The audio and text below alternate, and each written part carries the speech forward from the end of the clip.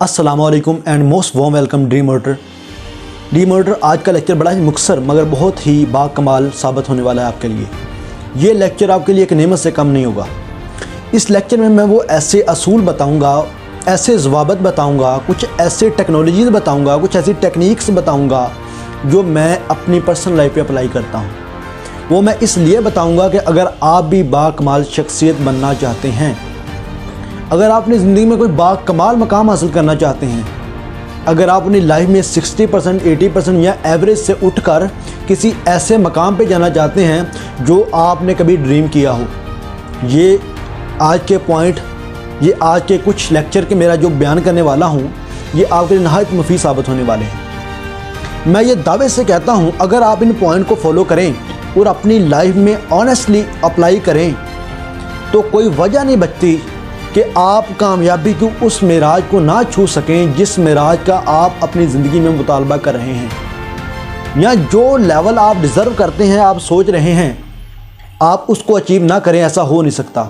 मैं ज़िम्मेदार हूँ इस चीज़ का कि जो पॉइंट मैं बताने जा रहा हूँ ये आपकी ज़िंदगी बदल देंगे, क्योंकि ये पॉइंट मैं अपनी लाइफ पे भी अप्लाई करता हूँ। अल्हम्दुलिल्लाह बड़ा फ़ाका हुआ। अगर आप समझते हैं आपने बहुत बड़ा एग्ज़ाम देना है, मगर आप खुद पे जब एक पड़ताल करते हैं तो आपको मालूम होता है कि भाई मेरे अंदर तो इतना पोटेंशियल ही नहीं है, मेरे अंदर तो इतनी कैपेबिलिटी नहीं है कि मैं इसको क्रैक कर सकूं या मैं इसको क्लियर कर सकूं, देन डोंट वरी।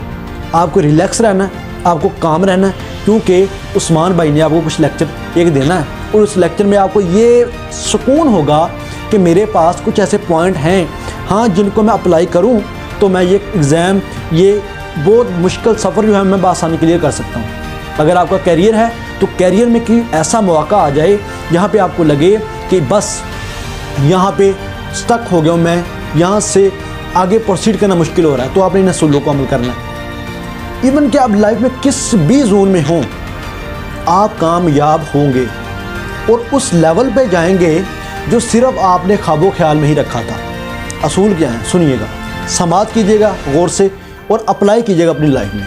नंबर 1 असूल, connection to Allah, strong connection to अल्लाह।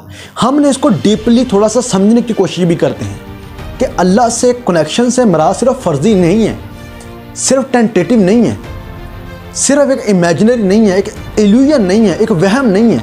इसको रियलिटी में भी तो सोचिए ना। Where is Allah, who is Allah and what is Allah. वो कौन है जो ये कहता है कि तहज्जुद के वक्त मांग मुझसे तू क्या चाहता है। हम कहते हैं या अल्लाह, वो आगे से 3 मरतबा फरमाता है या इबादी या इबादी या इबादी। ऐ बंदे मांग, तू क्या चाहता है, तू बोल, तू क्या चाहता है, तुझे अता किया जाए। फिर कोई सबूत भी चाहिए कि अल्लाह है कि नहीं है। फर्स्ट ऑफ ऑल, जब इस तरह का ख्याल खाम हमारे दिमाग में आए या वसवसा के लिए वहम आए, ऑब्वियसली हमारा माइंड है, इसने सोचना तो है। एक तस्वीर का एक रुख भी देखेगा माइंड, दूसरा भी देखेगा, हर चीज़ को ऑब्जर्व करेगा माइंड। इसका अमली और जामे जवाब क्या है? सबसे पहले तारीख पढ़िए। आपको काबे की इमारत जब वजूद में आएगी ना, तब आपको अल्लाह का वजूद समझ में आएगा। कुरान पढ़िए, कब नाज़िल हुआ, किसने किया, किस पे किया, आपको अल्लाह नज़र आ जाएगा। चांद देखिए, सितारे देखिए, सूरज देखिए, आपको अल्लाह नज़र आ जाएगा। चांद का वक्त पे डलना, सूरज का सुबह वक्त पे तुलू होना, हर चीज़ का एक मुकर्रर हिसाब से चलना, एक बड़े रेगुलरिटी फील होना, आपको अल्लाह नज़र आ जाएगा। आप Ahmad Mustafa, leader the universe, holy prophet हज़रत मोहम्मद मुस्तफ़ा सल्लल्लाहु अलैहि वसल्लम का रोज़ा मुबारक देखिए, आपको अल्लाह नज़र आ जाएगा। आपको पता चल जाएगा कोई तो है जो ये निज़ाम हस्ती चला रहा है। फिर अगर वो है, तमाम मज़ाहिब के लोग इस पर इत्फ़ाक़ करते हैं, तो हमें एक तो समझ है कि अल्लाह है, उसने हमें पैदा किया, तो क्यों ना उससे मांगे जिसने हमें पैदा किया। अगर आप अपनी लाइफ में कोई चीज़ अचीव करना चाहते हैं, ओबियसली मैं आपको एक मिसाल देता हूँ। एक टैक्सी है, वो ख़राब हो जाती है, उस टैक्सी को ठीक कैसे करना है एक डॉक्टर कतई नहीं जान सकता। उस टैक्सी को ठीक करने के लिए मैकेनिक लाना पड़ेगा, क्योंकि उसने वो टैक्सी बनाई। हर स्पेयर पार्ट को उसको पता कहाँ से मिलना, उसको ये भी पता कहाँ पे खराबी हुई, उसको ये भी पता खराबी को ठीक कैसे करना। इसी तरह आप और मैं, हम एक मशीनरी हैं जो किसी ने पैदा किए गए हैं, जो किसी ने बनाया है हमें, और वो अल्लाह की ज़ात है। और वो बेहतर जानता है कि इस मशीनरी में ख़राबी कहाँ कहाँ आती है, किस वक्त आती है, कब आती है, कितनी आती है, कैसे आती है। और इसका हल हम खुद से तलाश नहीं कर सकते, क्योंकि अगर हमारा वो शोबा ज़िंदगी नहीं है, मसाइल, गम, तकलीफ़, दुख सब कुछ है, इनसे डील करने का हौसला हमने पैदा करना वो अल्लाह से तल्लक होने के बाद ही होगा। जब हमें ये रिलैक्स करके माइंड फील करेगा हाँ कोई है जो तकलीफ़ दे रहा है, फिर हमारे पास एक इल्यूजन नहीं रही, हमारे पास एक रियलिटी आ गई, हम उसको कैच कर सकेंगे। मैं कहूँगा एक इल्यूजन है, तुम्हें गम आ रहे, तकलीफ आ रही, पता नहीं कौन दे रहा है, आप डिस्टर्ब हो जाएंगे मेंटली, साइकोलॉजी, फिजिकली कि कौन दे रहा है मुझे तकलीफ, समझ क्यों नहीं आ रही। जब आपको ये श्योरिटी हो जाए जो मुसीबत, जो परेशानी, जो मुसीबत आ रही है ये किसी ने दी है, किसी वजह से दी है, किसी वजह से दी है, और किसने दी है वो अल्लाह है। रियलिटी समझ आ गई, अल्लाह है। अब उस अल्लाह से इस मुश्किल से बाहर कैसे निकलना है, उससे दुआ करके। अब दुआ होगी किसी के सामने, क्योंकि वो अल्लाह हमें समझ आ गया, ये वही अल्लाह है, ये वही अल्लाह है, ये वही अल्लाह है जो निज़ाम हस्ती चला रहा है, ये वही अल्लाह है जो आग से निकालने पर कुदरत रखता है, ये वही अल्लाह है जो यूसुफ को कुएं से निकालने पर कुदरत रखता है। वजह यह कि कामयाबी जिसने देनी है अगर उससे तल्लक ना हुआ तो तल्लक किससे कायम करना है। फर्स्ट ऑफ ऑल ये देखें, अगर आपको कोई चीज़ हकीकतन चाहिए आप उसके लिए हर मुमकिन कोशिश करते हैं, लेकिन अगर आप तहज्जुद में जाके नमाज पढ़ के दुआ नहीं मांगते, it mean you are not loyal for that thing. इसका मतलब उसके लिए सच्चे नहीं हैं। सच्चा होने का मकसद ये है कि आप तहज्जुद में मांगे, जब वो इस चार अग से करीब आके फरमाता है तू बोल, तू बता तू क्या चाहता है, वो होगा। फिर अगर आप मांगे तो वो अता किया जाएगा। ज़िंदगी किसी भी शोबे में हो जहाँ पे लगे स्टक हो गए हैं, पढ़ाई में स्टक हो गए, एवरेज हैं, तहज्जुद में दुआ मांगे, अल्लाह मैं टॉपर बनना चाहता हूँ, मैं इस शोबे में कमाल का बनना चाहता हूँ, तो वो आपको बनाएगा, क्योंकि जिसने आपको पैदा किया ये वही अल्लाह है जिसके नाम के तोफ़ैल, जिसके नाम की बरकत के तोफ़ैल हज़रत उमर फ़ारूक रज़ी अल्लाह ताला अन्हु फरमाते हैं कि मैं तो वो उमर था जिससे 4 ऊँट लाइन में खड़े नहीं किए जाते थे। एक अरबी के बच्चे से 4 ऊँट लाइन में नहीं खड़े किए जाते थे। आज वो उम्र है जो 22 लाख मुरब्बा मील पे हुक्मरानी कर रहा है। अकेला उमर आज 22 लाख मुरब्बा मील पे हुक्मरानी कर रहा है। किसी की ज़रूरत नहीं है कि नाइंसाफ़ी हो जाए। वो फरमाते हैं ये तवस्सुल किसका है? अल्लाह का है, उसके महबूब का सदका है। दरियाए नील नहीं चल रहा, आप फरमाते तो चलना है तो चल, नहीं चलना, अल्लाह के हुक्म से चलना है तो चल, तो नहीं चलना तो ना चल, हमें तेरी कतई ज़रूरत नहीं है। Because he has believe in God, उस एक रब के ऊपर यकीन था।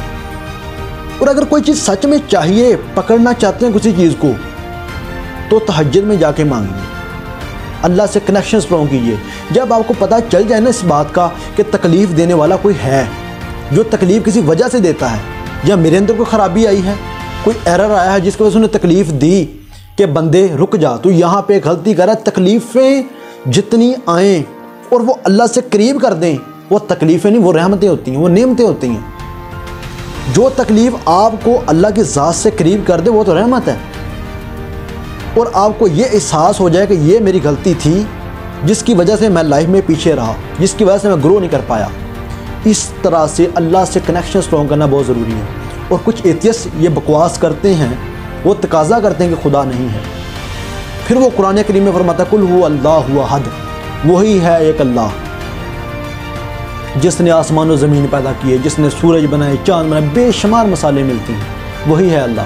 फिर फरमाया वही है अल्लाह जो पैदा किया, जिसने तुमको एक बार तुम्हें मौत देगा, फिर पैदा करेगा और फिर मौत देगा।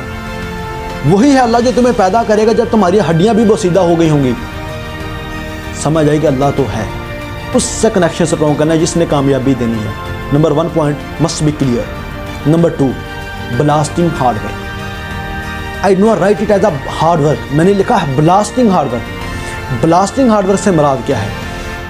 एक हार्ड वर्क है, हमने अभी पढ़ लिया, काम करना है, सुबह शुरू किया, दिल नहीं किया, दोपहर को करेंगे, दोपहर आ गई, नाश्ता करते हैं, फिर शुरू करते हैं, नाश्ता भी कर लिया, थोड़ा सा इंटरटेन कर लेते, इंटरटेन भी हो गए, थोड़ा सा रिलैक्स करते हैं, योगा कर लेते हैं, सब कुछ कर लिया। शाम का वक्त आ गया, माइंड में फिर ये ख्याल आया भाई अब तो शाम हो गई, सुबह से शुरू करेंगे। सुबह बेदार हुई, सुबह बड़े एनर्जेटिक थे काम करने के लिए, कुछ काम ऐसे आ गए, बाहर निकल गए, घर आए, शॉप करने लग गए पेंसिल को, या कुछ स्टडी टेबल को ठीक करने लग गए, या आप इधर उधर के काम करने लग पड़े, फिर आप नहाने चले गए, प्रोफेशनल होकर बैठे, आपका टाइम ज़ाया हो जाएगा। फिर आप शाम को किताब लेके बैठे, 2-3 घंटे पढ़े, आपने कहा मैंने बड़ा मार्का मार लिया। ये मेहनत नहीं है। You have to do blasting hard work. अगर आपने कामयाबी को उस मेराज पे जाना है जो आपने कभी ख्वाबों ख्यालों में तस्वर की थी। इलोन मस्क आज दुनिया का अमीर तरीन आदमी है। वो कहता है people call me luckiest person in this world but I am not luckiest.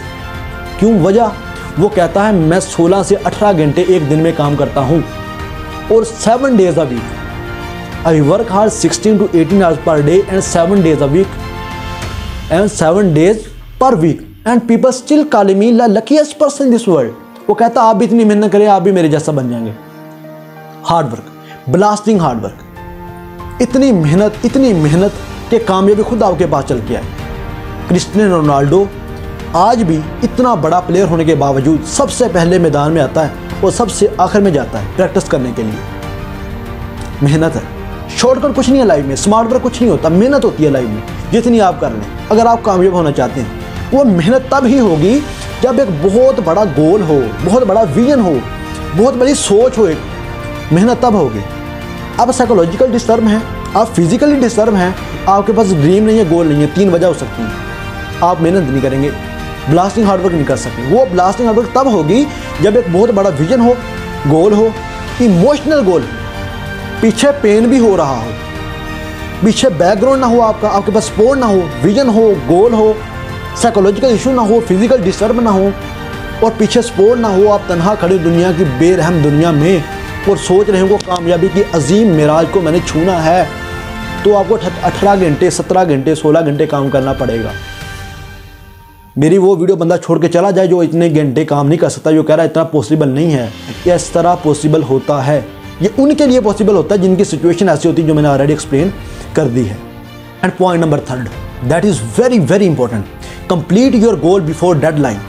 अगर आप अपना गोल डेडलाइन से पहले कंप्लीट नहीं कर सकते, आप बड़े आदमी नहीं बन सकते, आप बड़े आदमी कतई नहीं बन सकते। कोई भी बच्चा जब देखें एक एग्ज़ाम है, एग्ज़ाम से पहले, एग्ज़ाम की एक रात पहले अगर वो सारा रट्टा लगाना शुरू कर दे, याद करना शुरू कर दे, क्रैम करे, बड़ी कोशिश करे, याद नहीं हो रहा, इट मीन उसने पहले मेहनत नहीं की। जो टॉपर होते हैं, जो अजीम शख्स होते हैं, जो अजीम बनते हैं, उनकी ये खूबी है कि वो अपने काम को डेडलाइन से बहुत पहले कर लेते हैं। और डेडलाइन से पहले काम कौन सा होगा? डेडलाइन से पहले काम वही होगा जो काम सीरियस हो, जिस काम के बारे में आपका वाई क्लियर होगा। जिस काम के बारे में आपका वाई क्लियर नहीं है तो आप उसको डेडलाइन से पहले क्लियर भी नहीं कर सकते। मिसाल देता हूँ आपको, आपकी वालदा बीमार है, उनको ब्लड ग्रुप की अशद ज़रूरत है। क्या आप प्रोक्रेस्टिनेशन करेंगे? क्या आप टाल मटोल करेंगे? कतई नहीं, सवाल ही पैदा नहीं होता। वजह क्या है? आपके पास गोल क्लियर है, ड्रीम क्लियर है, एक टारगेट क्लियर है, एक डेस्टिनेशन क्लियर है कि मेरी वालदा की जान का सवाल है। अगर मैं ब्लड ग्रुप लेके, ब्लड लेके इतने वक्त के अंदर, बताए गए वक्त के अंदर ना पहुंचा, उनके इंतकाल हो सकता है। आप कभी भी नींद नहीं आएगी आपको, आप कभी बहाना नहीं बनाएंगे, आप प्रोक्रेस्टिनेशन नहीं करेंगे, आप कभी भी नींद नहीं लेंगे उस वक्त, आप ओवर थिंकिंग नहीं करेंगे। You can do anything. आपका लेजर शार्प फोकस होगा कि मैंने ब्लड लेके जाना है। Complete your goal before deadline. हर वो शख्स जो अजीम बना वो डेडलाइन से पहले काम मुकम्मल कर लेता है, उसके बाद रिलैक्स करें। टॉपर बनना है पढ़ाई में, कैरियर में, किसी भी मौजू में, किसी भी जगह, किसी भी मकाम पे, किसी भी जगह, यह असूलता में तमाम लागू होंगे। 100% एप्लीकेबल रूल्स हैं। इससे आगे बढ़ने के लिए मैं आपसे गुजारिश करूंगा कि चैनल को सब्सक्राइब जरूर कीजिएगा। इससे मुझे इंस्पिरेशन मिलती है कि मैं मज़ीद मोटिवेट हो गया आपके लिए इस तरह की इंफॉर्मेटिव वीडियो लाऊं। पॉइंट नंबर 4 था, never give up on your dreams. Give up नहीं करना अपने ड्रीम्स पे, बिलखुसूस वो चीज़ों पे जो आपने सोची थी, जो विजन आपने बनाया तो उस पर गिव अप नहीं करना। इमरान खान है, लोग कहते थे ये सियासत में नहीं आ सकता। जो अच्छी खूबी जो मुझे पसंद है उसकी एक, वो हार्ड वर्किंग है, वो मेहनती ज़रूर है। लोग कहते हैं कामयाब नहीं हो सकता, क्रिकेट से आया, इसको कुछ ऑन नहीं है सियासत की, लेकिन वो उसने गिव अप नहीं किया क्योंकि उसका इसमें दिल था, उसको मेहनत करने की आदत थी। वो मेहनत पहले भी करता था, लेकिन उसको इस सियासत में आने का, लोहा मनवाने का अपना जुनून था। उसने गिव अप नहीं किया। और गिव अप वही करते हैं जिनकी मंजिलें और मसाफतें क्लियर नहीं होती। गिव अप और हिम्मत वही हार जाते हैं जो बड़े मकाम के मतलाशी नहीं होते। और बड़ी मंजिल और बड़ी मुसाफर के लोग गली के गुजरते हुए कुत्तों की भूख से नहीं घबराया करते। जिनके गोल विजन क्लियर हो, जिनका काम हक हो, सच हो, बड़ा हो, वो नहीं इस बात की परवाह करते कि लोग क्या कहते हैं। वो गिव अप नहीं करते किसी सूरत भी। अब्दुस्तार ईदी एक शख्स जो थान बेचता है, वो ड्रीम सोचता है कि मैंने पूरी नेशन में ईदी एम्बुलेंस का नेटवर्क बिछा के जाना है। लोग कहते हैं कि ये शेख चिल्ली है, ये बड़े बड़े ख्वाब देखता है, पैसा इसके पास है नहीं। और वो शख्स 19 तोपों की सलामी के साथ मरता है क्योंकि उसके पास एक विजन था, इसके बाद ड्रीम था कि मैंने सक्सेसफुल बनना है, मैंने गिव अप नहीं करना। उसका अपना ये शौक़ था कि मैंने नेटवर्क बनाना, और वो बना के गया। AJP अब्दुल कलाम बेशक वो हिंदुस्तान के, लेकिन हमारे सर का फ़ख्र है, मुसलमान हैं। उन्होंने कभी गिव अप नहीं किया अपने टारगेट को अचीव करने के लिए। बेशुमार मिसालें हमारे सामने आती हैं। जो लोगों के ख्वाब क्लियर थे, बड़े थे, वो कभी गिव अप नहीं करते।